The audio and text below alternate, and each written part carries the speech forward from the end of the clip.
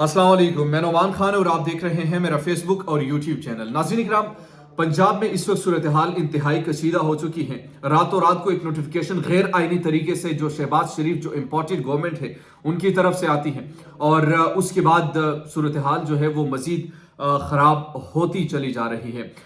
ये मामला क्या है गवर्नर पंजाब का, इस पर हम आपको आगाह करेंगे और डिटेल से मैं आपसे डिस्कस करूंगा कि ये आखिर मामला क्या है, इसके आईनी कंसिक्वेंसेस क्या है, क्या ये जो नोटिफिकेशन शहबाज शरीफ या काबीना डिवीजन ने जारी किया है ये आईनी है गैर आईनी है, इस पर भी बात करेंगे। लेकिन उससे पहले मैं जरा आपको बताना चाहता हूं जो पंजाब की पहली एक सूरत हाल बनी वजीर आला के इंतखाब का, उस वक्त भी जो स्पीकर पर और इल्ज़ाम लगाया गया, इसके साथ साथ जो दूसरे अहम ओहदेदार थे उन पर भी इल्ज़ाम लगाया गया और इसके साथ साथ जो इस वक्त सिचुएशन चल रही है वो भी बड़ी इंपॉर्टेंट नोयत की है। कल जो काबीना डिवीजन में हुआ इस पर भी हम बात करेंगे। शुरुआत में चूंकि पंजाब की सिचुएशन जो इस वक्त चल रही है यकीनन ये पाकिस्तान की मौजूदा सियासत के लिए एक आप इसे खतरे की घंटी भी तस्वर कर सकते हैं और इसकी दो बुनियादी वजह है। पहली वजह तो ये कि इस वक्त जो कप्तान के दो खिलाड़ी हैं, गवर्नर पंजाब और सदर पाकिस्तान, ये पूरी काबीना पर भारी है। ये वो फैसले कर रहे हैं, बुनियादी तौर पर जो इस्तेकाक होता है वो सदर पाकिस्तान का होता है कि किसी भी शख्स को वो गवर्नर लगाए।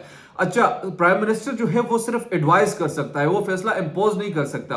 आइन में यह है कि वो उनकी एडवाइस की पाबंद है, लेकिन वहां पर यह भी है कि जो एडवाइस अगर गलत हो, जेन्युइन कोई इल्जाम हो, तो उस इल्जाम पर उनको दफा किया जा सकता है, उनको डी नोटिफाई किया जा सकता है। मगर अगर आप जाती नुयत के लिए चाहते हैं और ये चाहते हैं कि जाती नुयत की चीजें हों और जाती इनाद की बुनियाद पर किसी को हटाना चाहते हैं, तो यकीनी तौर पर वो सदर पाकिस्तान का इस्तेहकाक है कि उसको रिजेक्ट भी कर सकते हैं। तो इस पर हम डिटेल से बात करेंगे। सबसे पहले मैं जरा आपको बताना चाहता हूं कि गवर्नर पंजाब को ओहदे से किस तरह हटाया गया है। ये एक रिपोर्ट मेरे सामने है जो मैं आपके सामने सबसे पहले पढ़ना चाहूंगा।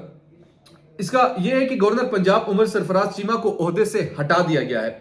जराये के मुताबिक senior joint secretary cabinet Taimur Tajammul के दस्तखत से जारी। अच्छा, ये जो दस्तखत जिसके जारी हुए और जिसकी नोटिफिकेशन पर दस्तखत मौजूद है वो सेक्रेटरी कैबिनेट के तैमूर तजम्मुल इनका नाम है और इन्होंने ये नोटिफिकेशन जारी किया है कि गवर्नर पंजाब को वजीर आजम के एडवाइस पर ओहदे से हटा दिया गया है। पहला गैर आईनी काम क्या हुआ यहाँ पे कि वजीर आजम के एडवाइस पर, वजीर आजम एडवाइस किसी काबीना डिवीजन के सेक्रेटरी को नहीं कर सकते, वो कर सकते सदर पाकिस्तान को।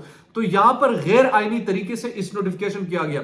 यहां पर यह बात भी आपको मैं याद दिलाना चाहूं, अगर इमरान खान ने उस वक्त कुछ नहीं किया था, जब रात के 11:30 बज रहे थे, सुप्रीम कोर्ट के दरवाजे खुल गए, वहां पर लाइटिंग ओपन हो गई, चीफ जस्टिस वहां पर पहुंचे।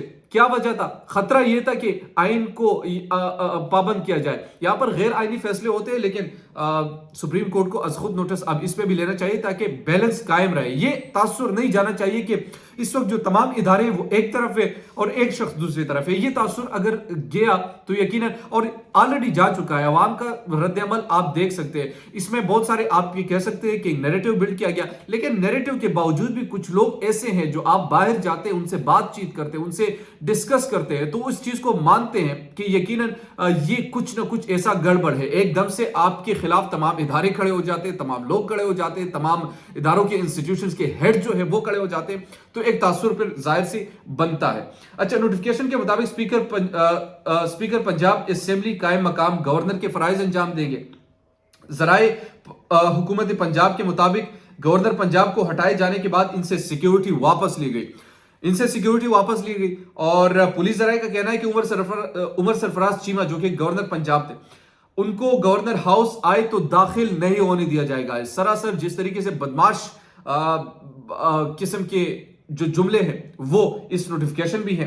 वाज़ेह रहे कि इससे कबल गुज़िश्ता रोज सदर मुमलिकत ने डॉक्टर आरिफ अलवी ने गवर्नर पंजाब उमर सरफराज चीमा को हटाने की वजीर आजम की एडवाइस मुस्तरद कर दी थी।